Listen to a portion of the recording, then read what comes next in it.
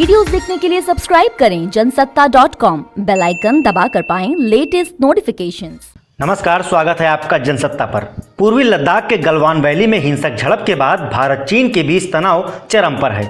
इस तनाव के चलते अब देश में चीनी सामान के बहिष्कार को लेकर आवाजें उठने लगी हैं। ऐसे में सवाल उठता है, क्या चीनी सामान का बहिष्कार करना इतना आसान होगा? बिजनेस इनसाइट की एक रिपोर्ट के मुताबिक चीन का कार में 25, टीवी में 70 और एंटीबायोटिक्स दवाओं में 90% की हिस्सेदारी है। ऐसे में अगर बायकॉट चीन अभियान सफल हुआ तो कई सेक्टर प्रभावित होंगे। तो आइए जानते हैं बायकॉट चाइनीज प्रोडक्ट्स की मुहिम पर क्या कहती है रिपोर्ट और इसके क्या परिणाम होंगे।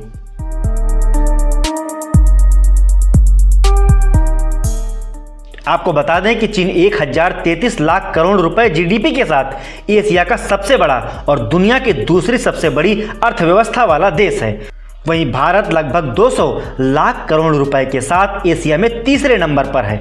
इंडस्ट्रियल कंपोनेंट्स, कच्चे माल, स्टार्टअप्स और टेक्नोलॉजी के क्षेत्र में चीन अमेरिका के बाद भारत का सबसे बड़ा बिजनेस पार्टनर है।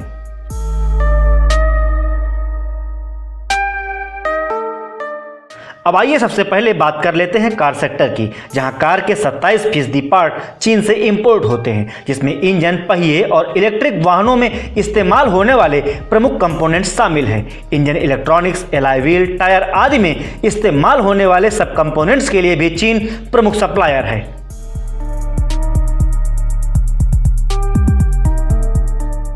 वहीं कंप्रेसर्स, एलईडी लाइट्स, मोटर्स और मोबाइल डिस्प्ले जैसे कंपोनेंट्स के लिए चीन प्रमुख सप्लायर है। एक स्मार्ट टीवी की लागत का 70% चीन से आता है। उदाहरण के लिए भारत द्वारा चीन से इंपोर्ट पर शुल्क बढ़ाने से वोल्टास सबसे अधिक प्रभावित होगा। वहीं दूसरी ओर हैवेल्स जैसी कंपनियां सबसे कम प्रभावित होंगी, क्योंकि इनकी 90% मैन्युफैक्चरिंग घरेलू है। इसके अलावा भारत के 80% सौर मॉड्यूल आयात चीन से आते हैं और कुछ थर्मल प्लांट भी उपकरणों के लिए चीन पर ही निर्भर हैं।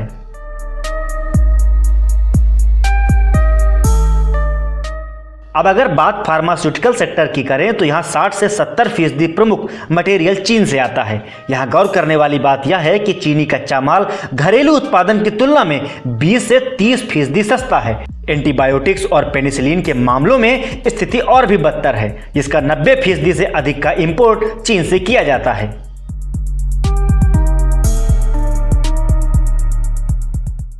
उधर टेलीकॉम सेक्टर के 22 में से कुल 10 सर्किलों में एयरटेल और वोडाफोन आइडिया, हुआवे और ZTE से टेलीकॉम उपकरणों का प्रयोग करते हैं। भारत में 75% से अधिक स्मार्टफोन चीन से ही आयात किए जाते हैं। इसके अलावा उत्पाद के आधार पर रासायनिक और कृषि रसायन उत्पादों का 10 से 50% कच्चा माल चीन से ही आता है।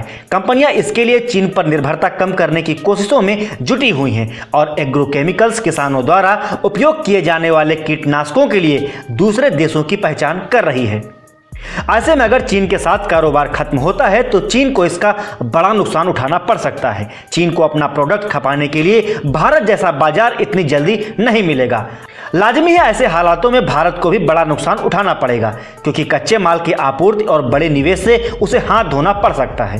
तो इस रिपोर्ट में हमने बताया कि कैसे भारत चीन के बीच रिश्ते बिगड़े तो इसमें दोनों को घाटा होगा। ऐसे में इस मसले पर क्या है आपकी राय, हमें बताएं कमेंट बॉक्स में। साथ ही साथ अर्थ जगत से जुड़ी खबरों के लिए बने रहें जनसत्ता के साथ।